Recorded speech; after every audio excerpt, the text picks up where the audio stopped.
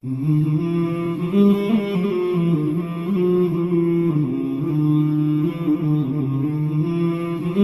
پھر بھی حضور کے وسیلے سے دعا مانگی گئی، اور آقا کریم علیہ السلام نے اس کی خود بھی تعلیم دی۔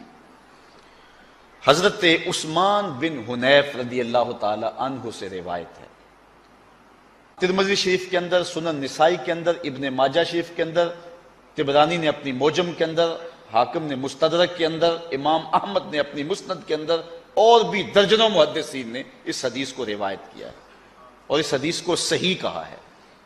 حضرت عثمان بن حنیف رضی اللہ تعالیٰ عنہ اس کی روایت کرتے ہیں، کہتے ہیں ہم حضور کی خدمت میں بیٹھے ہوئے تھے کہ ایک شخص آیا جس کی آنکھوں میں روشنی نہیں تھی، ایک نابینا آ گیا اور عرض کرتا ہے کہ حضور میں نابینا ہوں، میرے لیے کچھ کرو۔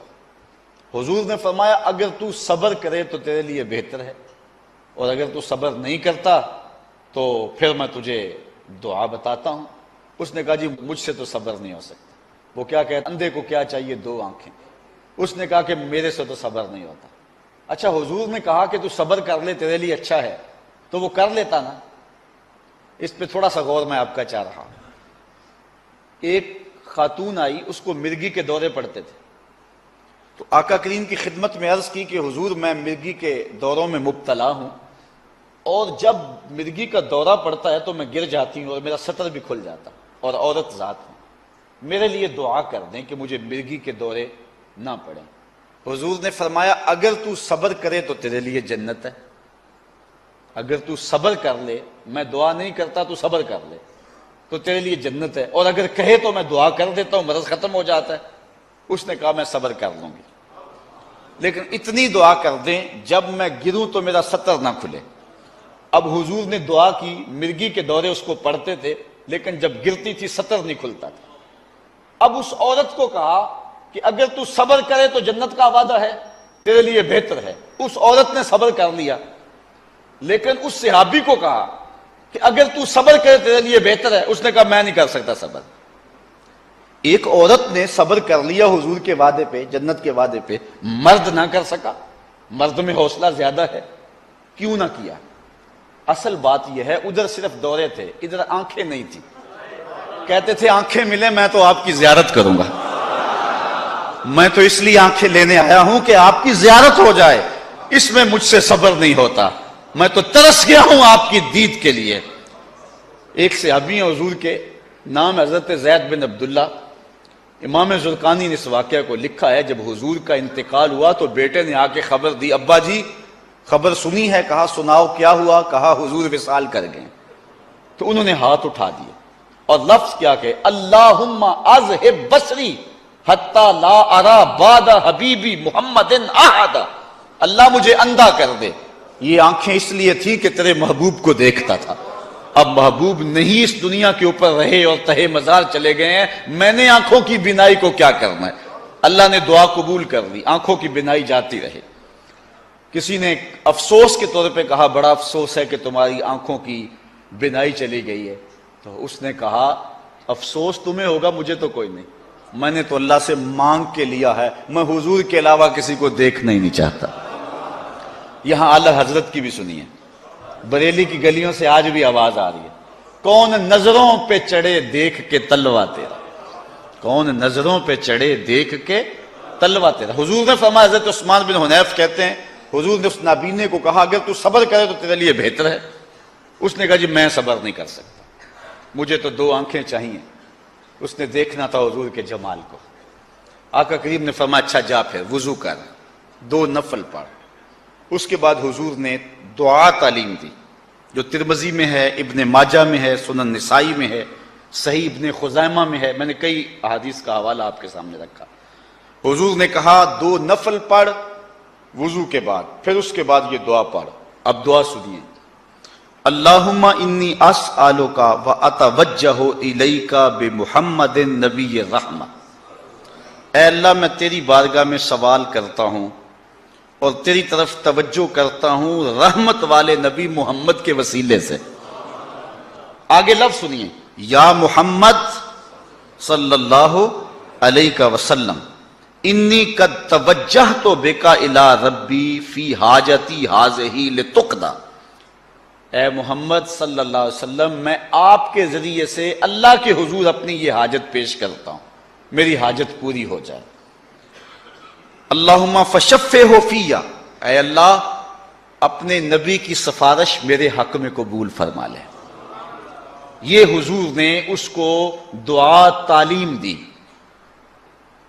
حضرت عثمان بن حنیف کہتے ہیں کہ وہ نابینا چلا گیا، تھوڑی دیر کے بعد واپس آیا تو اس کی آنکھوں میں نور تھا، اس کی آنکھوں کا اندھا پن ختم ہو چکا تھا۔ تو حضور نے خود تعلیم دی ہے اپنے وسیلے سے دعا مانگنے کی۔ حضور کے آنے سے قبل بھی حضور کے وسیلے سے دعا مانگی جا رہی ہے۔ حضرت آدم علیہ السلام نے اللہ سے کچھ کلمات جو ہیں وہ سیکھ لیے۔ قرآن مجید میں اللہ تعالیٰ ارشاد فرماتا فَتَلَقَّى آدَمُ مِن رَبِّهِ کلمات، کچھ باتیں کلمات حضرت آدم علیہ السلام نے رب سے سیکھ لیے۔ وہ کلمات کیا تھے جو اللہ نے حضرت آدم علیہ السلام کو سکھائے؟ فَتَابَ عَلَيْهِ، تو ان کی توبہ قبول ہو گئی۔ تو امام حاکم نے اس حدیث کو روایت کیا ہے۔ امام بخاری اور امام مسلم جن شرائط پہ احادیث لیتے ہیں، حضرت امام حاکم بھی انہی شرائط پہ حدیث لیتے ہیں، اور جو ان سے احادیث رہ گئی ہیں ان کو امام حاکم نے اپنی مستدرک کے اندر درج کیا ہے۔ انہوں نے اس روایت کو بیان کیا ہے اور اس کی علماء نے تصحیح کی ہے کہ یہ حدیث صحیح ہے۔ تو کہتے ہیں وہ کیا کلمات تھے جو حضرت آدم علیہ السلام نے اللہ سے سیکھے اور اللہ نے آدم علیہ السلام کو سکھائے؟ تو وہ یہ تھا کہ حضرت آدم علیہ السلام روتے رہے، پھر ایک دن ہاتھ اٹھا کے دعا مانگی، یا رب اسألک بحق محمد ان غفرت لی، اے اللہ محمد عربی کا صدقہ میری خطا سے درگزر فرما دے۔ اللہ تعالیٰ فرمایا اے آدم میں نے تجھے بخش تو دیا، لیکن تو یہ بتا تو میرے نبی کو جانتا کیسے ہے؟ تو عرض کی مالک جب تو نے مجھے پیدا کیا اور میرے میں روح پھونکی اور میری نظر اٹھی تو فراز عرش پہ پڑی، تو میں نے تیرے نام کے ساتھ اس پیارے کا نام لکھا ہوا دیکھا تھا، اور میں جان گیا جس کا نام اللہ نے اپنے نام کے ساتھ لکھا ہے کہ وہ معمولی ذات نہیں ہے۔ اللہ تعالیٰ نے ارشاد فرمایا جا آدم تیری خطا سے میں نے درگزر فرما لیا، اگر نام محمد را نہ یاورد شفیع آدم، نہ آدم یافتے توبہ نہ نو اصغر کے نجینا۔ اس دنیا کے اوپر سب سے پہلا جو رجوع اور پہلی توبہ قبول ہوئی ہے وہ حضور کے وسیلے سے ہوئی ہے۔ یہودی بھی حضور کے وسیلے سے دعا مانگتے تھے۔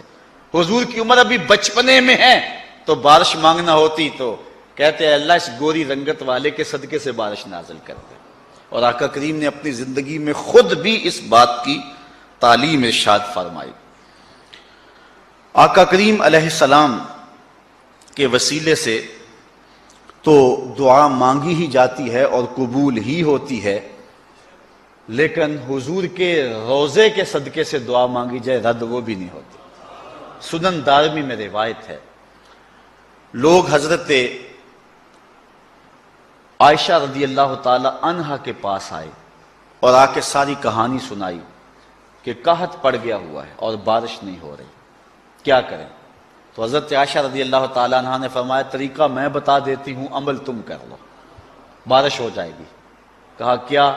کہا ایسے کرو کہ حضور علیہ الصلاۃ والسلام کی تربت انور جس حجرے میں ہے، یہ حجرہ عائشہ میں تھی، اجازت میں دے دیتی ہوں، چھت میں سوراخ کر دو یہاں تک کہ آسمان اور حضور کے روضے کے درمیان وہ پردہ نہ رہے۔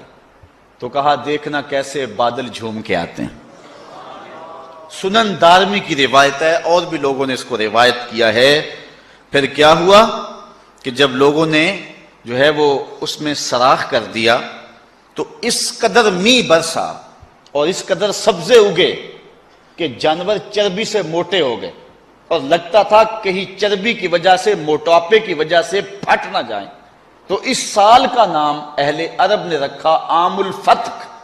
عام الفتق کا معنی پھٹنے کا سال، یعنی ہر جانور اتنا پھولا ہوا تھا اور اتنا موٹا تھا کہ ہر بندہ کہتا تھا یہ جانور پھٹ نہ جائے کہیں۔ تو اس سال کا نام عربوں نے رکھ دیا عام الفتق، پھٹنے کا سال۔ یہ سال کب پیدا ہوا؟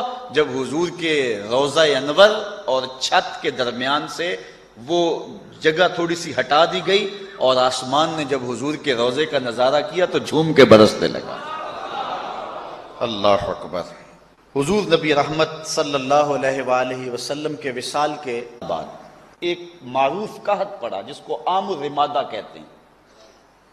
حضرت عمر فاروق رضی اللہ تعالی عنہ کا دور تھا اور قحط پڑا، حد ہو گئی۔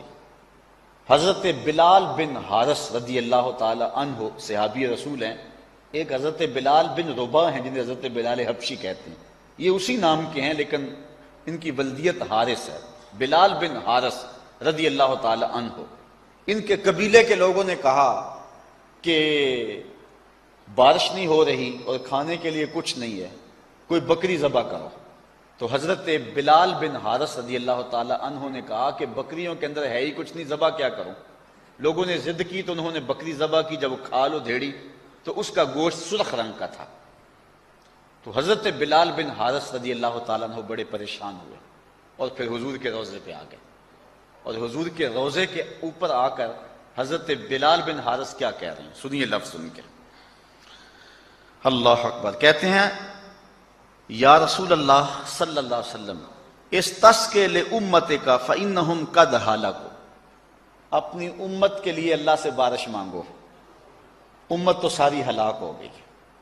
یہ حضرت بلال بن حارث رضی اللہ تعالیٰ عنہ نے دعا مانگی۔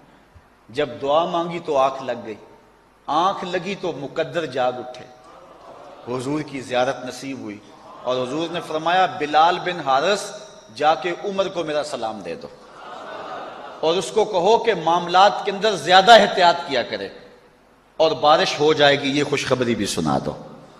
تو حضرت عمر فاروق رضی اللہ تعالی عنہ کو جب حضرت بلال بن حارث رضی اللہ تعالی عنہ نے جا کے یہ خبر دی، اس وقت صحابہ موجود تھے، تو حضرت عمر فاروق رضی اللہ تعالی عنہ رو پڑے اور کہا کہ جتنا میرے بس میں ہے اتنا تو میں کوشش کرتا ہوں، جہاں مجبور ہو جاتا ہوں میں وہاں کیا کر سکتا ہوں۔ اور حضرت سیدنا عمر فاروق رضی اللہ تعالیٰ عنہ زاروں کے تار رونے لگے، اور پھر عام الرمادہ ختم ہوا اور چھم چھم می برسنے لگا۔ تو حضرت بلال بن حارث رضی اللہ تعالیٰ عنہ نے حضور کے روضے پہ جا کے یہ کہا، حضور اللہ کی بارگاہ میں آپ دعا کیجئے کہ بارش ہو۔ تو یہ صحابی کا عمل ہے، پھر صحابی اپنا خواب جا کے ایک صحابی کو سناتا ہے، اور صحابی صحابہ کی موجودگی میں یہ خواب سنتا ہے، اور کوئی صحابی نہیں کہتا کہ یہ تم کیا کہہ رہے ہو، حضور سے کیوں کہا ہے؟ تو معلوم ہوا کہ وہ اپنی حاجتیں حضور کی خدمت میں پیش کیا کرتے تھے اور حضور کی چوکھٹ سے ان کی حاجتیں پوری ہوا کرتی تھیں۔